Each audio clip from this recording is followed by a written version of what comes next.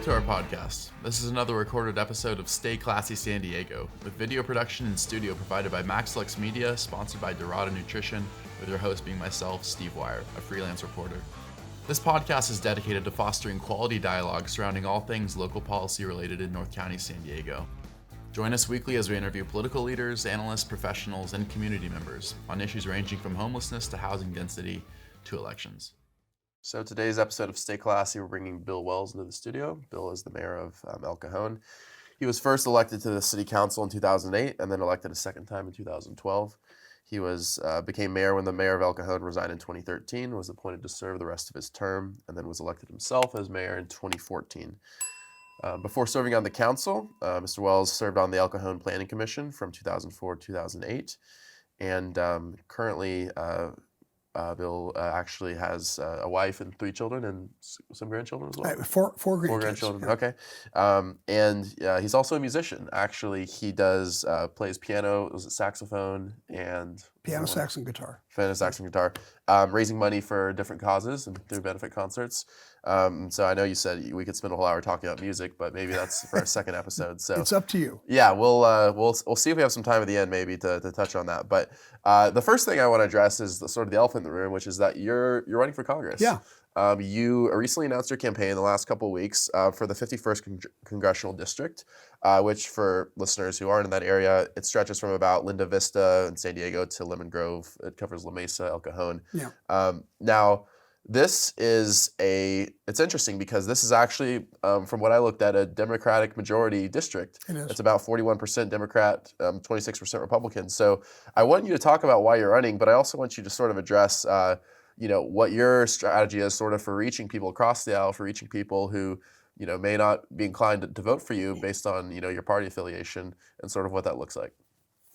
Yeah, well, specifically, what do you want me to address first? So let's talk about why you're running. Okay. So we have the incumbent Sarah Jacobs, sort of set yourself apart. What are some of your goals if elected, and sort of how does that distinguish you from your opponent? Well, yeah, I think like a lot of people, I feel like the country has become in a very dangerous position right now. I feel like in a lot of ways, we're on the precipice of losing the wonderful things that have made America, America, a lot of the freedoms. To me, the whole COVID crisis really brought that to the forefront, where I saw some really totalitarian type of impulses that I didn't believe were there. I mean, you kind of think that maybe that's there in the background somewhere, but it's not that strong.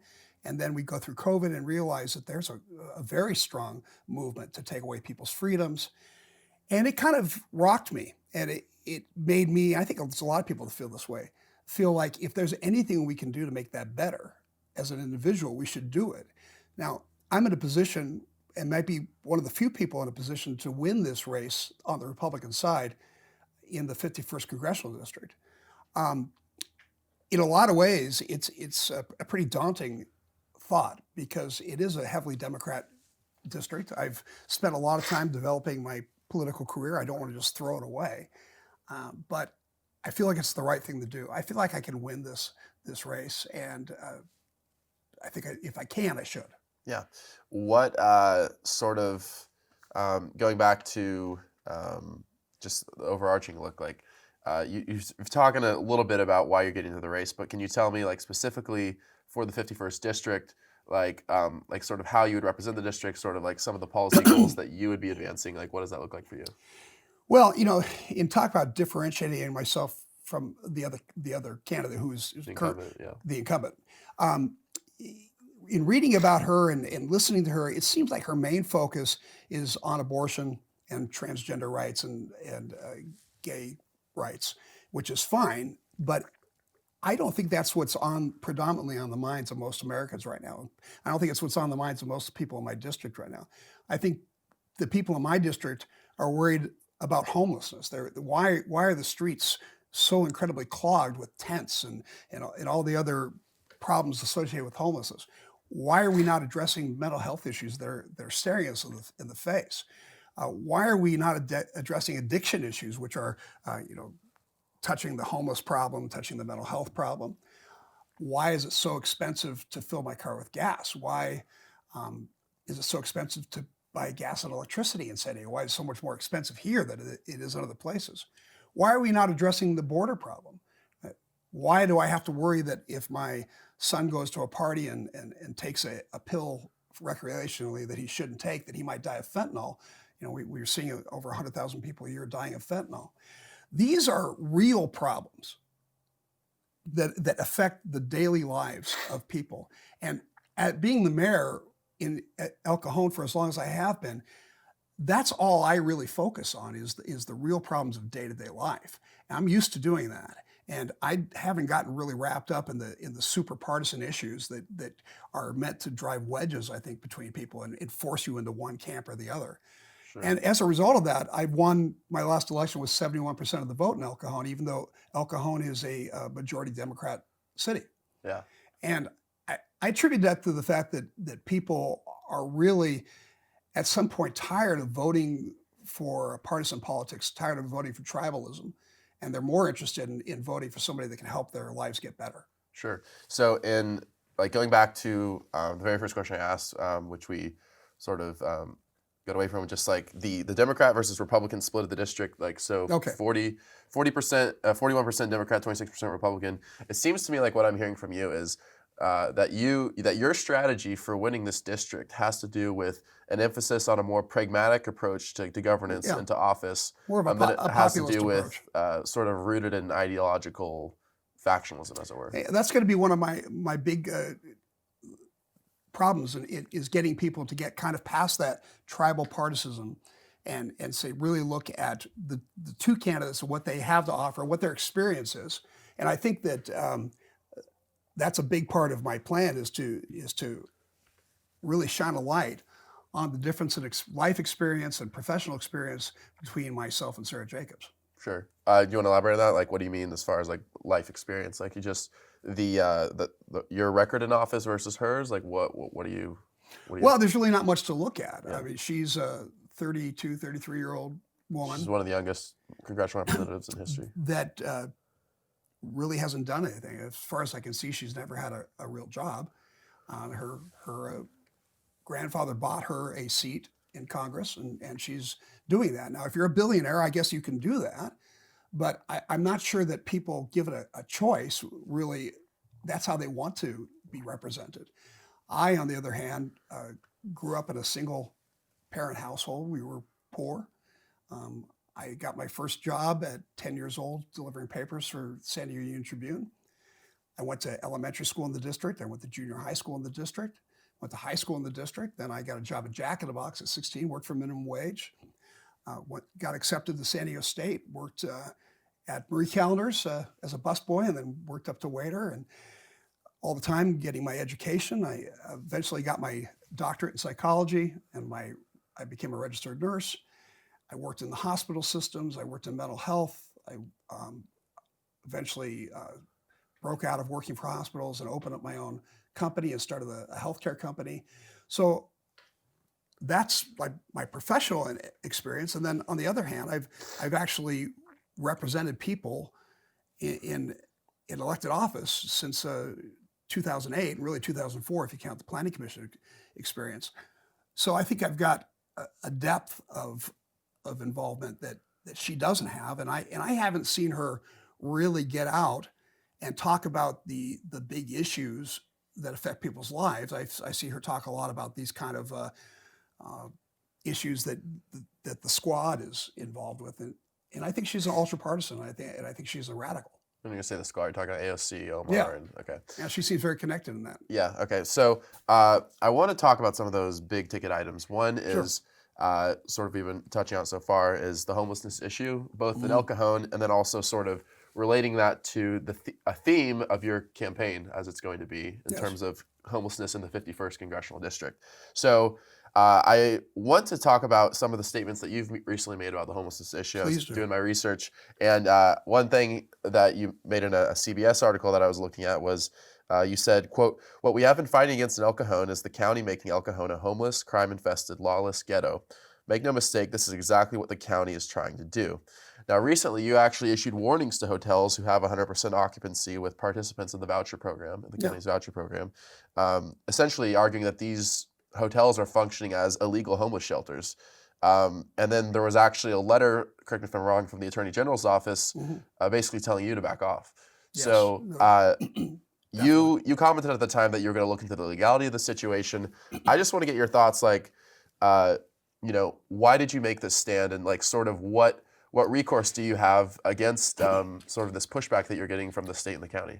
Yeah, it's kind of a long story, but Do tell. to try to make it simple, we had a problem with a homeless encampment that was on the Magnolia Street in El Cajon, and we don't allow camping on the streets of El Cajon, so they pop up, but we tear them down. We don't allow tents and camping. And that's a different model than what the county has. The county has the housing first model, which we could talk about too, but I think it definitely doesn't work. It's proven to be a failure. But in that model, they basically say, well, if we don't have housing to give to somebody, and they don't want to go to a shelter, and they don't want to go to these other programs, we'll just let them camp on the streets. And you see that down in San Diego by the ballpark, and you see that basically, Los Angeles has turned into a Bangladesh-style third world country. Yeah. So I don't allow that in El Cajon. And right across the border on Magnolia, where it turns from El Cajon property to the county property, a massive homeless encampment popped up. So I started putting pressure on the county to get rid of that. And they pushed back. They basically said they weren't going to do anything. It got worse and worse. 2 different girls both got involved in being raped and being involved in sex trafficking. We arrested perpetrators. And I kept pushing back on them in the media because that was the only place I could. Yeah. They finally broke down and gave in and cleaned up the homeless encampment. And what happened was, and we didn't know this was going to happen, is they used a voucher program to do it. So what they did is they went to all these people and they said, we're going to take away your tent. We're going to give you a voucher. We have a voucher program. And this is not like for a night or two. This is for months and months, over a year. Extended period of time. Was that? I said an extended period of time. Yeah, sure. So we started noticing all these new faces on the street because our police officers spend most of their time dealing with homeless problems. So they know all the faces. We've probably approached everybody on the street that's there a dozen times or more about getting them a bed somewhere, but they don't want a bed. They want to live on the streets. So we know when we see new faces, and we said, how are you getting here? What's happening? So we're on this voucher program. People from the county picked us up and they dropped us off here, and they arranged for us to live in these hotels. Sorry, I was just saying, let me get that straight. So the county is actually essentially busing homeless individuals, yes, unhoused individuals from other parts of the county to El Cajon, yes, and dropping them off. Yeah. So that seems problematic. It seems kind of wrong. Yeah. But it might be acceptable if it were across the board, if all of San Diego was participating in this program. But what we found out was, well, let me go back a little bit. So we checked some of the hotels. We found that one of our low-income hotels was 100% full with housing vouchers from the county. Several of them were 75% full with housing vouchers from the county, and a lot of them were around 50% filled with housing vouchers from the county. So we called the county and said, hey, what's going on? No, radio silence. They wouldn't answer our calls. They wouldn't answer our emails. We asked for meetings. They basically said, no, we're not going to have a meeting about it. This is a legal program. There's nothing to talk about. So we started doing some research and found out that this voucher program, 54% of the people in the program were in El Cajon hotels. Now I did some basic math and I said, wait a second, now El Cajon represents about 3% of the population. We're taking 54%. And we've got 50%, we're carrying 54% of the burden. Yeah. Why is that? How many of these people are in Solana Beach? How many of these people are in Del Mar? How many of these people are in Rancho Bernardo or La Jolla? And, crickets. There's no answer. In fact, we had 10 hotels in this program, and San Diego, which is 13 times our size, had 2. So wow. It did not seem equitable, to use a word that we hear a lot these days. And so that's where I started crying foul. Nathan Fletcher got very personally angry with me for that, got very negative and said some really negative things about me, which is fine. I'm a big boy. I can take that. And then when that wasn't working, he called Rob Bonta, and Rob Bonta called and said, yeah, I know you guys have these laws about your conditional use permits, but we're going to bring HUD into this and basically do some backflips to say that you're violating people's civil rights by telling these hotels that they're not using their conditional use permits properly. And it got to a point, and I'm a little ashamed to say this, I wanted to fight, but it became to a point where it's clear to me we didn't have the resources to fight the state of California, that we didn't have the millions and millions of dollars that it would take to fight. So the problem has actually gotten worse. It's not gotten better. Yeah. And that's why I say that the county is systematically trying to make El Cajon the depository of homeless individuals. And I want to also point out that these homeless individuals are not the kind of people that they're saying they are. They're not the poor lady that's got a couple of kids and she's down on her luck and she lost a job and she can't. These are most parts criminals. We've arrested over 90 of them for warrants. They have warrants out for their arrest. We had a teenage girl that was shot dead in a hotel room of one of these people that was on this program. Some pretty nasty stuff happening, and we don't want that to be happening. So that's the basics of the story, and you can ask me questions about that. Yeah, no, I have a lot of questions. One, which is, so you've basically looked into this. You looked into, what recourse does El Cajon have against the state? And it sounds like the answer is not a lot. There's not a lot you can do if the state's threatening you with, violations or penalties over, what you're trying to do with the hotels. It sounds like there's not a lot you can do. I mean, what's your focus now on managing the issue now that you've sort of run to this brick wall? Well, we're kind of going through like a backdoor approach. We're offering incentives to the hotel owners to get out of the hotel business and to maybe revitalize their properties and turn them into housing. And I think we've actually got some people that are interested in that. We, trying to, and of course we're holding them to a standard as high as we possibly can about monitoring the people that they put in. We're asking them to vet the people that come in so they're not criminals, and if they're acting in criminal ways to get them out of the program. But it's a Band-Aid. Yeah. It's not the kind of solution I think people really want. Sure. I want to talk about homelessness sort of more broadly. You kind of touched on it earlier. You mentioned like the housing first approach.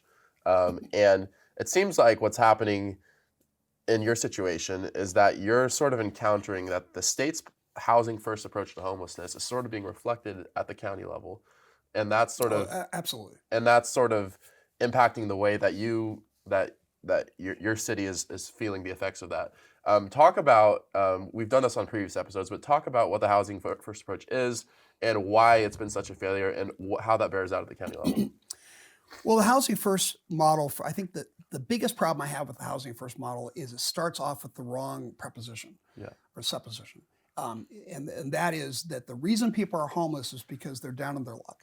They've run into some economic hardship, either by illness or by losing a job or whatever.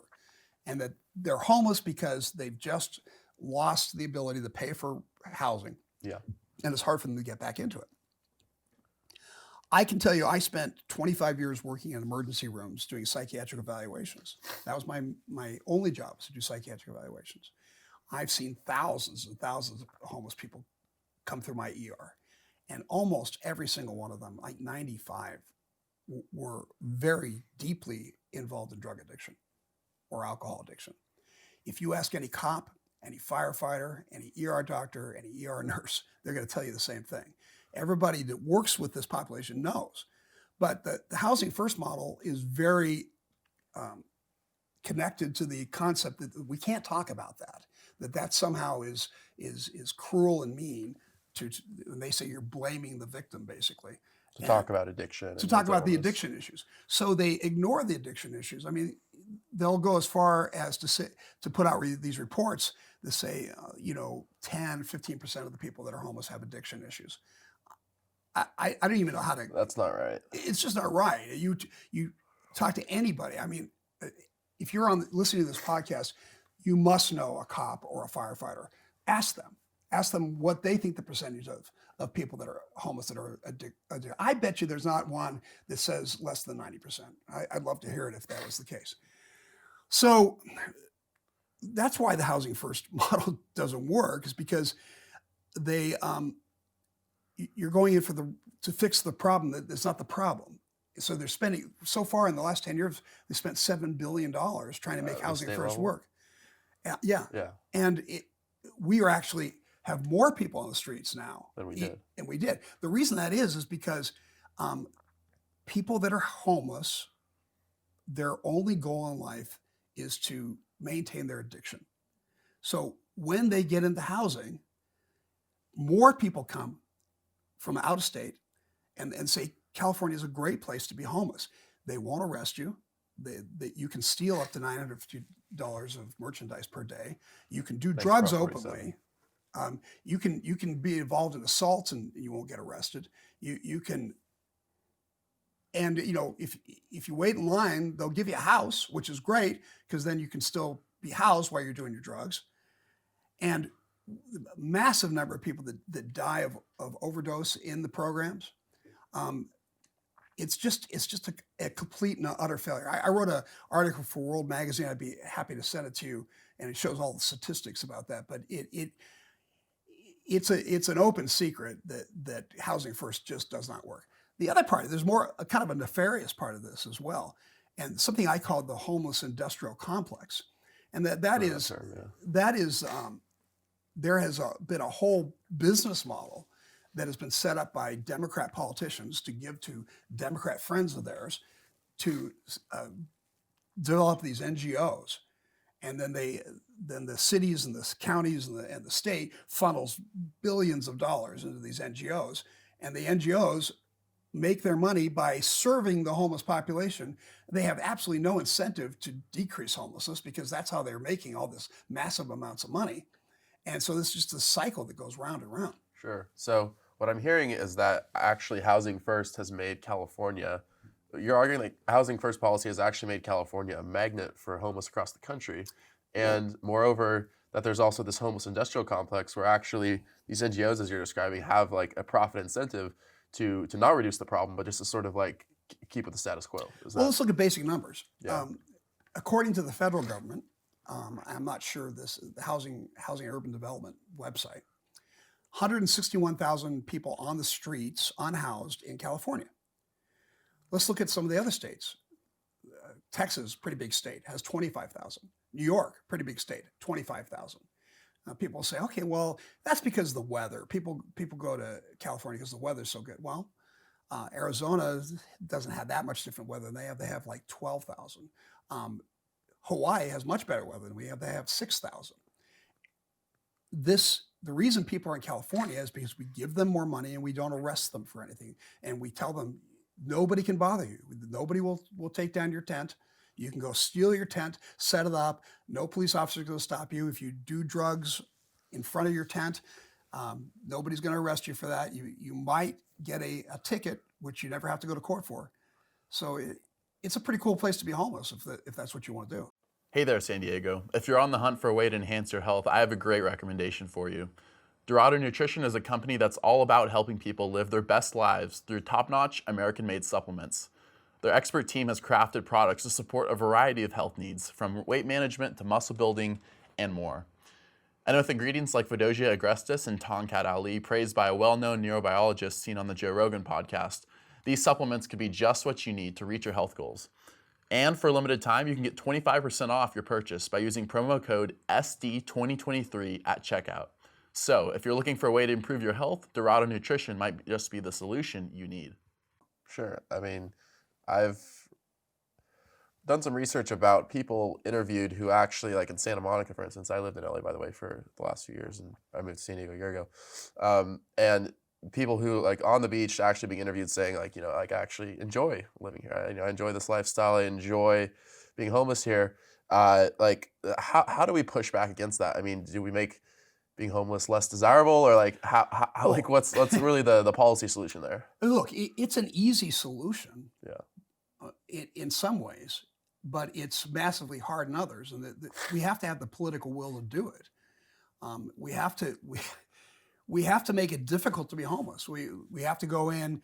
We've closed 2 prisons in California. I don't think that's because of homelessness as much as it is because of this anti-racism concept. Yeah. But we've closed 2 prisons. We're not wanting to put more people in prison, so we're finding every way in the world to let you off and not punish you when you commit crimes.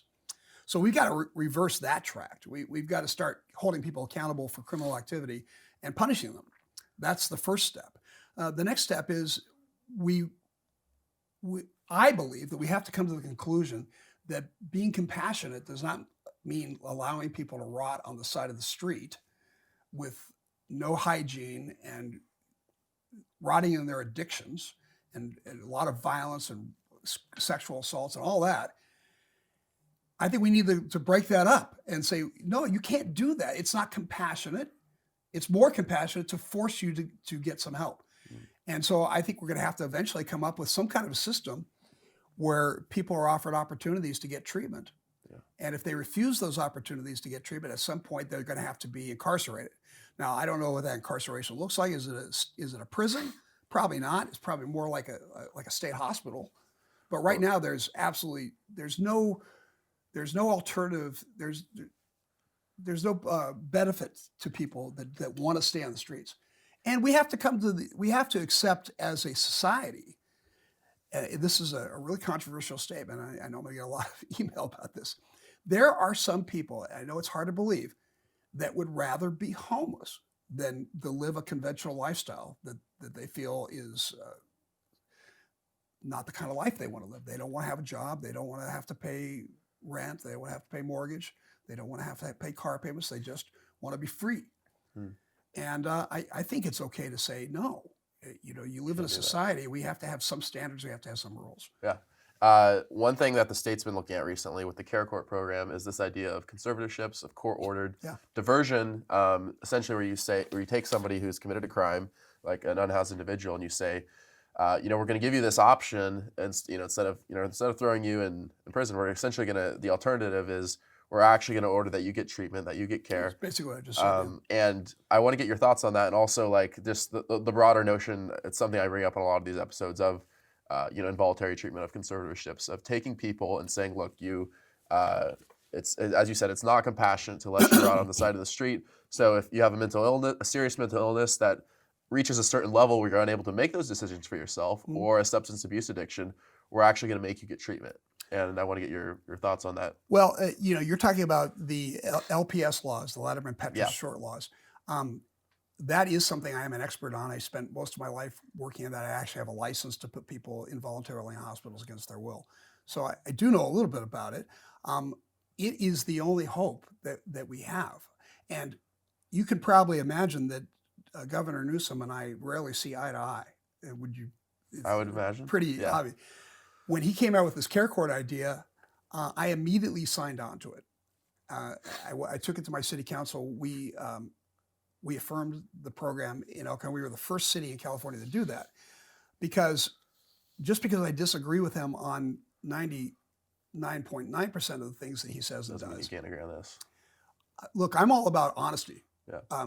He's on the right track with that. That is the way we get out of this. We have got to put some consequences to refusing treatment. It doesn't have to be horrible consequences. We don't have to put people in gulags.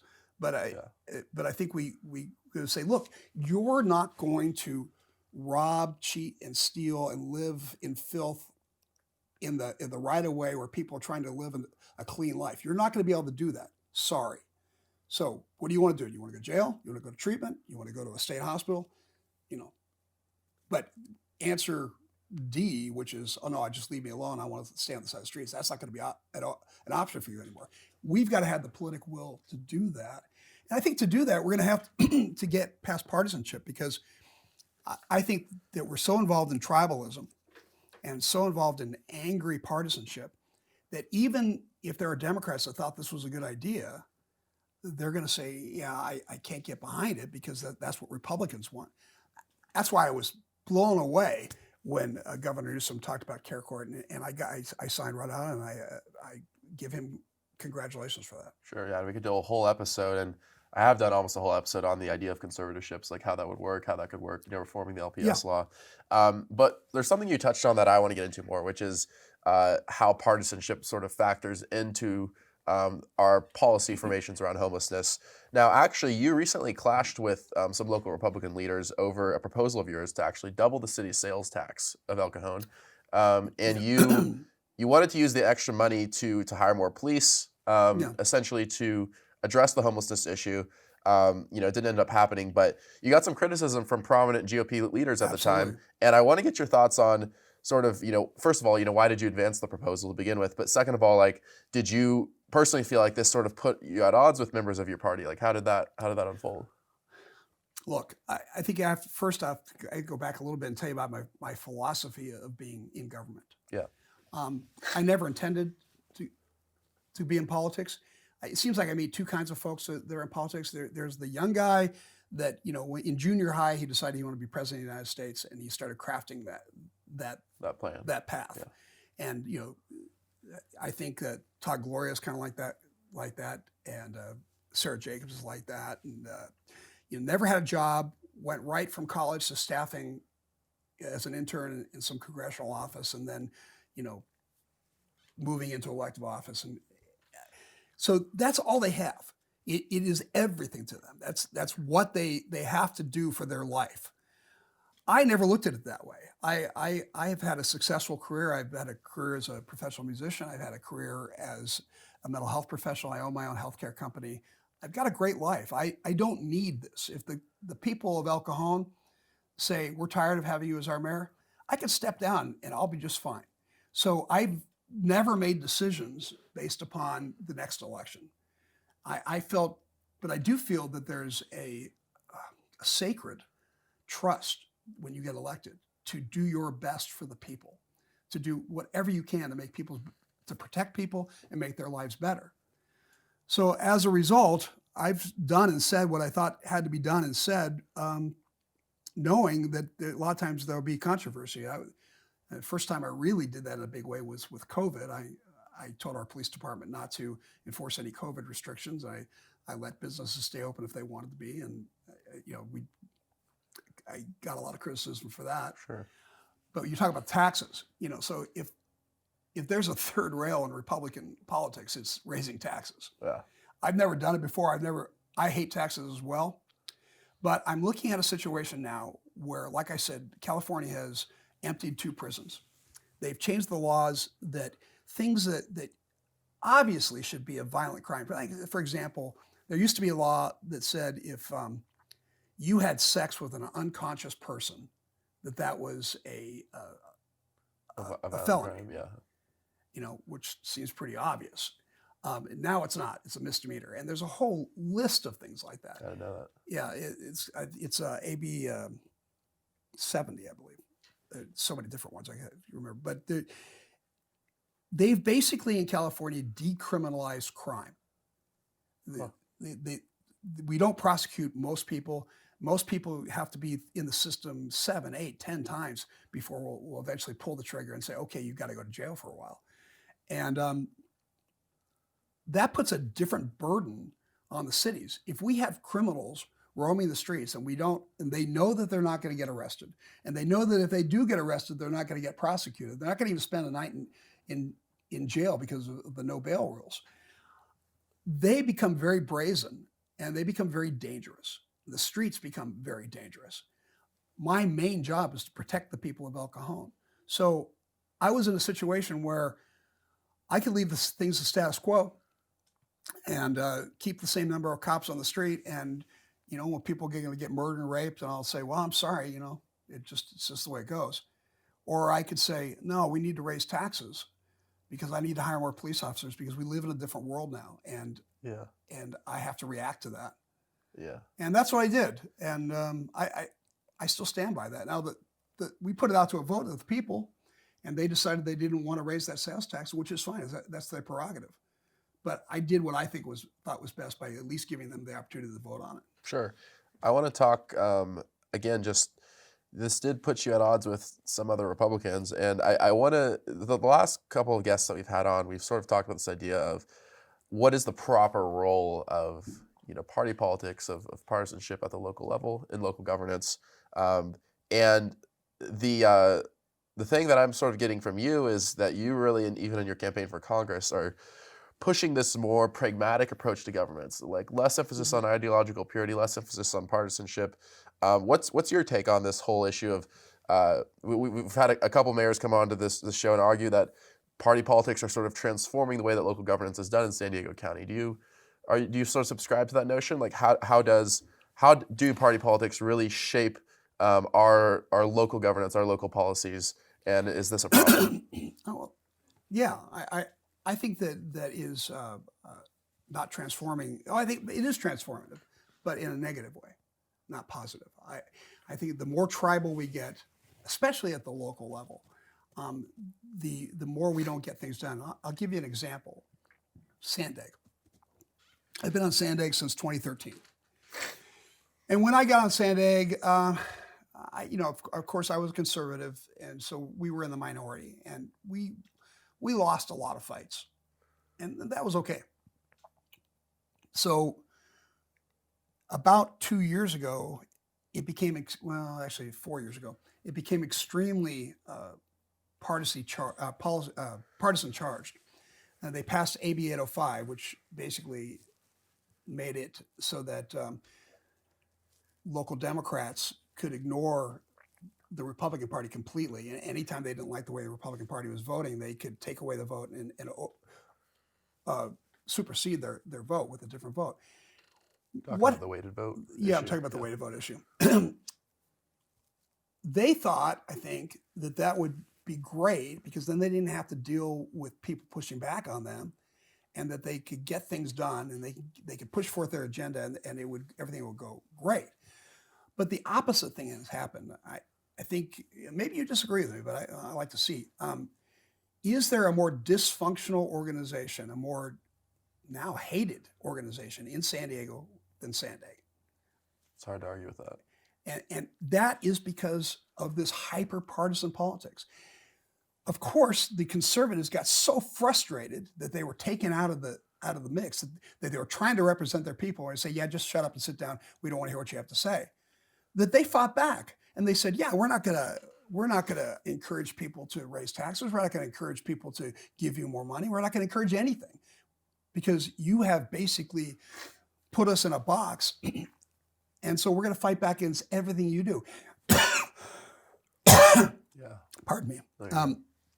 And so what's happened as a result, SANDAG has ground to a halt. Nothing gets done. Nothing at all is getting done. And it's seeping out into the consciousness of the public who now say, oh my gosh, what are you guys doing with all these billions of dollars? You're not doing anything. And so I think that's a perfect microcosm of what happens when you bring hyper-politics or hyper-partisan politics into local government. Sure. Go ahead, yeah. Because most of what I do, making sure that a cop shows up if you're being injured, a firefighter shows up if your house is on fire or if you're having a heart attack, make sure that your streets are clean, not full of potholes, make sure that the sewer system works. None of that is partisan. That's all just pragmatic, like you said, a pragmatic approach to, hey, I'm the chief executive of this organization, and you're going to judge me by how well I meet your basic needs for living. And it really doesn't matter how I feel about abortion or how I feel about Donald Trump or yeah, because it doesn't. I could be the most different from you that you could possibly imagine in ideology, but if I'm getting all those things done for you and you feel like you're living in a safe place, what do you care? Yeah, well, I mean, the thing is, as somebody said recently on the show, actually, a pothole's a pothole. It's not a Democrat pothole. It's not a Republican pothole. It needs to be fixed. Absolutely right. But that being said, I mean, you've talked about sort of the hyper-partisanship at SANDAG level coming from the Democrats, but I'm just curious to hear your thoughts. I mean, you are, even though you're not sort of, as you put it, an ideological purist, you are still a Republican, and you have better insight than a lot of us do into kind of the current state of the county Republican Party. And I'm curious to hear your thoughts on whether you feel like the party is too is sort of like on the other side, you know, you have ideological purity coming from the Democrats. Do you feel like it's reflected on the Republican side as well? Or like, what are your thoughts on sort of the current state of the party? Well, look, we are a beleaguered organization in hostile territory. Any Republican group in California, especially if you're in a coastal city, it's a tough thing to be. And people are trying to figure out how do we advance the primary goals of conservatism, the primary goals of republicanism, and there are a lot of different opinions on how we do that. And a lot of people do fall back on this: who's the most pure? If you can go in and check off every box, then you're a better candidate than the next guy who might have some qualms about certain parts of the party platform. And I think that kind of neuters and sterilizes candidates. It makes them into robots. I could come in and I know the party talking points backwards and forwards. So I could come in and just say Republicans good, Democrats bad. What does that get us? What does that do? Yeah. I think people are more sophisticated than that. I think people want honesty, and they want people that can think. Yeah. Moving back to something that you touched on earlier. So when we were talking about SANDAG, it's interesting because actually recently you had a bit of a dispute with the chair of SANDAG, Nora Vargas. It sounds like Twitter. I'm fighting with everybody. Yeah, it does, doesn't it? The thing is that, well, before I explain it, I'll just let you explain it. Tell people what the dispute was over and why it matters to the region. All right, so SANDAG has subcommittees. Yeah. There's 5 major subcommittees that really affect policy on SANDAG. The county is divided up into 4 districts: north, south, east, and west. And each of those areas puts their different people that they want representing on the 5 groups. So all 5 subcommittees have representatives from the 4 regions. So our region got together, and when we met, and this is surprising to me because even though we've had differences in the past, we've all been able to say, well, you get this and we get this, and next year we're going to get that. And there's horse trading that goes around, but everybody gets a seat at the table. This time there were two conservative members and 2 liberal members of this group, and the 2 liberal members said El Cajon gets nothing. I said, well, what do you mean? We're the biggest city in the region. We've got to get something. I said, nope, get nothing.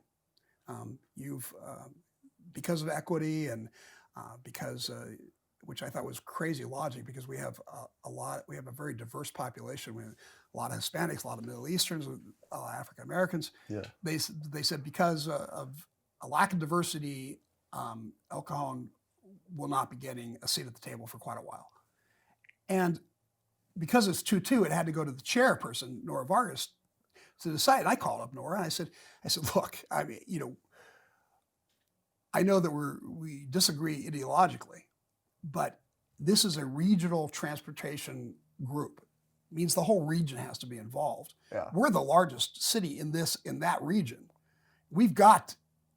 You're going to look so bad if you don't give us something, a seat, at least one of the committees. I said, just give us one. We should get 2, but give us just one, and I'll leave it alone. And she said, okay, well, I'll think about it. You make a good point. And then a couple of days later came back and said, nope, El Cajon gets nothing. So I wrote an op-ed, basically decrying that. Yeah. And she got snarky with me on Twitter, and said, oh, El Cajon has a position on some veterans affairs thing, which is not the same thing as a committee. It's not one of the 5 core committees. No, there's dozens of these little. You show up once or twice in a year, but it's not a policy making committee. No. She said, did you maybe you lost the list? And so I put on Twitter and said, okay, here are the 5 committees. Here are the people representing those committees. El Cajon's nowhere on those committees. I didn't lose the list. And don't be a spin meister on this. I mean, let's. Did she respond to that, or? No, but thousands of other people did. Sure, yeah, I got quite a bit of attention. And look, I think she set herself up for this, because this is not about somebody's opinion. I mean, it's black and white. Either we have representation on the committees or we don't. We don't, and it's racism. You know, Jack Shue, who was the La Mesa City Council member, said in that meeting that what was the word he used? Because of equity, and used some of the buzzwords, but he basically made it very clear that because of my race, I just had to shut up and sit down and take it. And even if I was representing people that all looked like me and had my same gender and religious background, you don't cancel out an entire segment of society. That's racism. That's what they're decrying. That's what the Jim Crow laws are all about, right? Is saying, you know, this race, this segment of society doesn't count.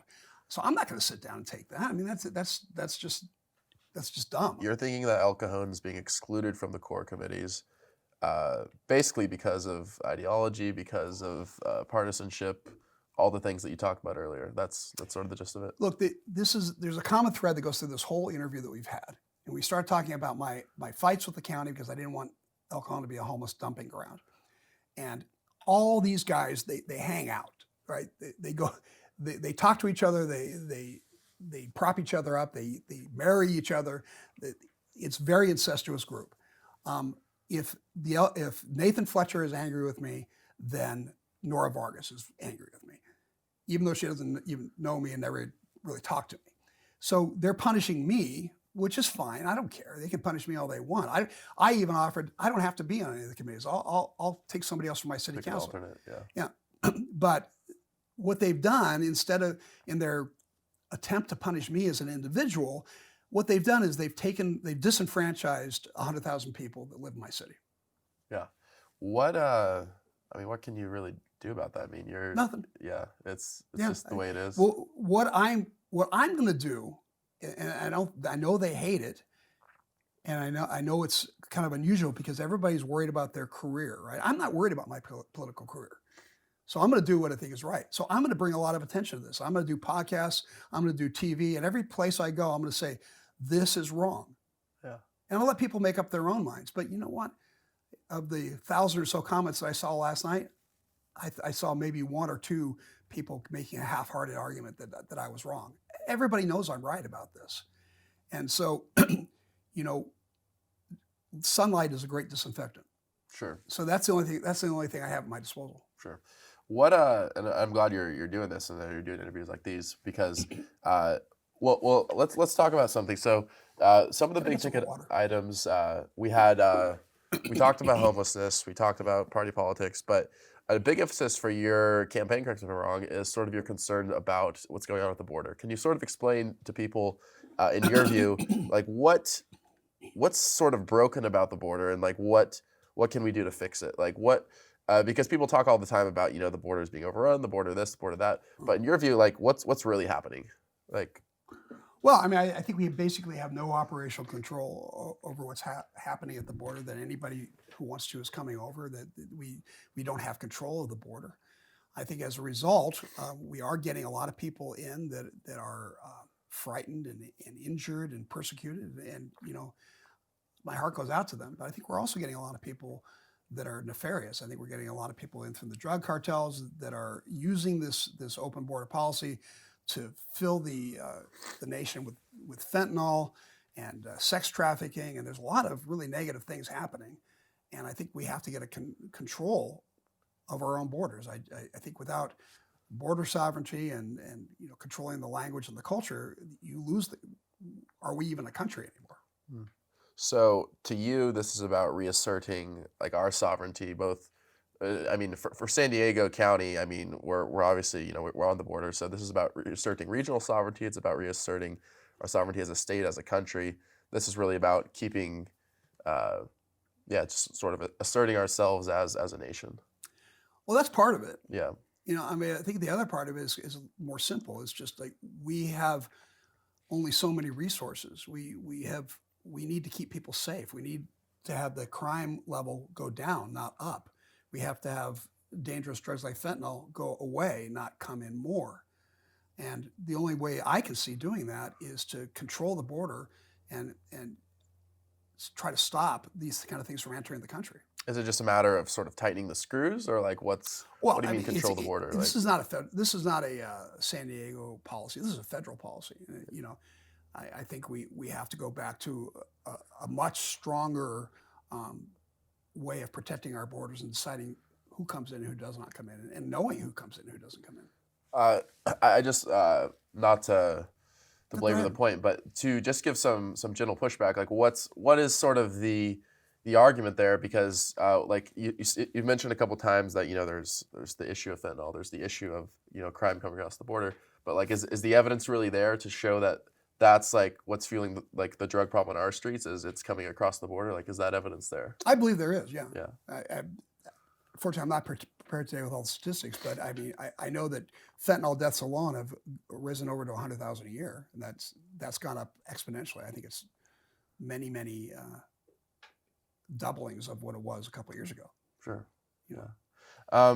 What do you feel like is the other side of this? I mean, because the fixing the border has sort of become this ideological problem too, right? Because it's become a party issue of, Republicans are sort of the, pro what you described as, asserting control over the border. Democrats are on the other side of it. Like, what do you think is like the correct middle ground approach? Because it's clear that I think by any objective standard, that our immigration system needs some work. That, we should be, that people who, are legitimately trying to work in our country, that are legitimately trying to pursue opportunities in this country, should have that opportunity, should have access to our country's resources. And on the other hand, as you also put it, or as I put it, it's sort of tightening the screws and making sure that we're not letting crime or drugs come across the border. Like, what do you feel like is sort of the correct middle ground there? So we just want to clarify your question. Are you asking the middle ground on how to fix it? Well, because on the one hand, it's like, yeah, you want people who are legitimately trying to work, pursue opportunities, be let into the country. So how do you sort of reassert control over the border without sort of turning those people away? Well, I think you turn a lot of those people away. Yeah. I mean, it's a simplistic argument, but it works. Yes, you might have a lot of sympathy for the homeless people that live 3 blocks down from you, and you might even go as far as to take some of them out to dinner, or buy them some groceries and stuff.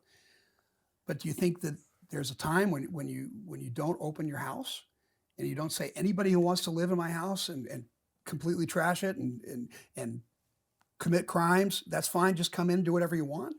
I mean, it's intuitive in the basic human nature that you protect your family, you protect your way of life. And sometimes that means not being able to help everybody that's asking for help. I think that if one of the things we have to do is legitimately, and this is a tough one, but legitimately filter out those who need legitimate political asylum versus those who are here for all kinds of reasons and are given a card by their cartel mule saying, this is what you say so that you can get political asylum.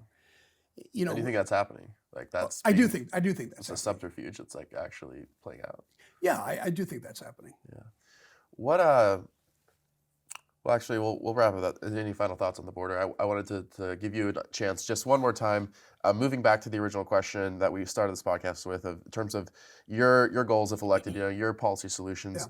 Yeah. We've talked border, we've talked homelessness, we've talked taxes, we've talked all these different issues. We've talked SANDAG. Just in closing, are there any other sort of policy goals that you have if you were elected to Congress that you feel like you would fight for? Oh, there's a lot of things Yeah. that I'd fight for, but the first things that really come to mind to me are making our quality of life better through making our life safer. So I think that we have the federal government has to have some standards for the states, and this is difficult because there's sovereignty in the way the states are allowed to control their own place, and I get that. I mean, that makes sense. But at some level, we have to have some standards for rule of law. If the states completely abandon the idea of crime and punishment, and they completely abandon the idea of protecting the people that live there, I think the federal government has a lot they can do. Certainly, they have the ability to control the money that the federal government is sending in, and demand, say, if you're going to get our money, we expect a certain standard of enforcing the rule of law, in protecting the people who can't protect themselves, in offering people that can't help themselves, like people that are mentally ill. And if you don't or you're not willing to do those things, we're not going to give you money, and you can do it on your own. And I'm perfectly comfortable with that. Yeah, I mean, so you're sort of seeing, because you're the mayor of a city, so you see the impacts of state and of federal public safety policies playing out at the local level.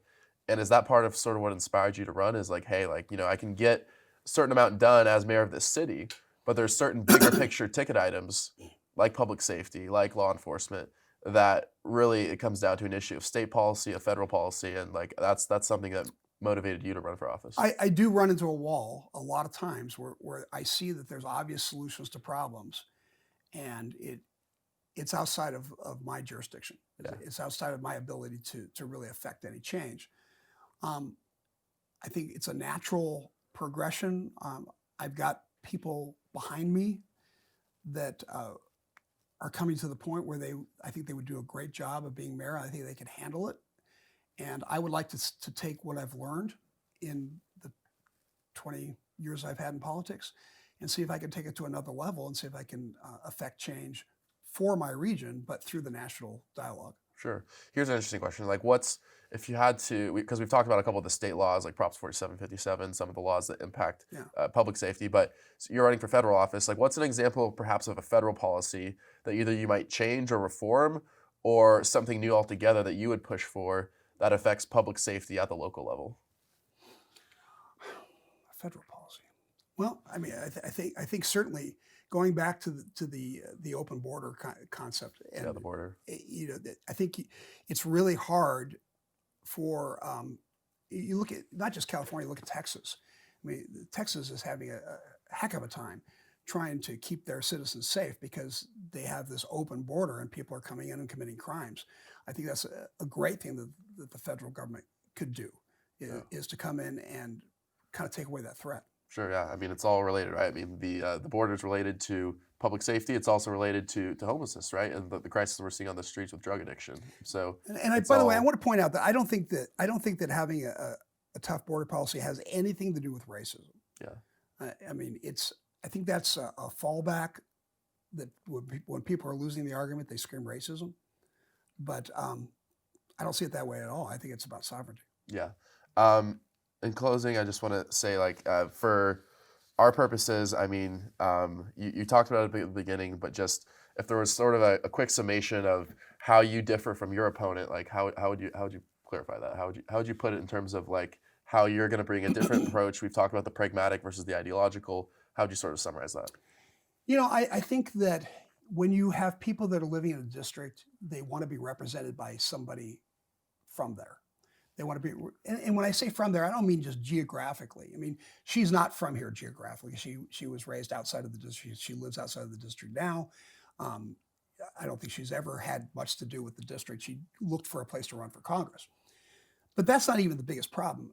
I mean more ideologically, that somebody who's lived the life that the people in the district are living, that struggled the struggles that the people in the district are struggling. I've done that. I've gone from living in a small apartment with my mom when I was a kid, and we were on welfare, and I didn't have a bedroom of my own. And I think a lot of people want their elected officials to be able to say that. But I've also done the other thing. I've succeeded. I've achieved the American dream in a lot of ways. And I think people also want to know that you can do that. I started my own business. I've made payroll. I know what that takes to do that. And I've stepped out and I've really fought for things that matter to people. For example, when we had an officer-involved shooting in El Cajon, we had a Black Lives Matter event where we had people coming from all over the country to riot in El Cajon, and they were going to burn things and hurt people. This was right after Ferguson, and we had seen a lot of this happening. And I was able to diffuse that situation, and we got through that with no loss of life, with no serious injury, with no burning of any buildings. We let people protest, and I think I did that because I could connect with the people that lived there. I could talk to them, and they knew that I had compassion for them and their issues, and that I was one of them. Mm. And I think that that's really valuable. And so, is there a crime with being a billionaire? No, but does that put you in a way that you can really understand the struggles of somebody who lives a regular life? I don't think so. Sure. I mean, it's interesting you put it like, from the district. It's a difference between from the district and being from the district, in the sense that you're talking about, which is somebody who actually connects to an everyday citizen, connects to somebody that's actually, you talk about your life experience, the way that you work through different jobs, that having a business, you really feel a deep connection to this district, and that's inspiring you to run for this office. So we'd have to wrap up there, but one thing I want to just say is, I really enjoyed having you on the show. I hope there's a part 2. Once we get further into election season, I want to get you back on the show to, maybe even for a discussion, debate of sorts with your opponent, if we can make that happen. But I would love to see you on the show again. Happy to talk to anybody anytime. All right, appreciate it. Thanks, Will. Thank you. Yeah. All right, guys, that's a wrap. This has been another recorded episode of Stay Classy San Diego with your host, Steve Wire. Thanks again to our sponsors, MaxLux Media at maxluxmedia.com and Dorado Nutrition at doradonutrition.com. And thanks to all of our listeners for tuning into the show. See you next time. Stay classy, San Diego.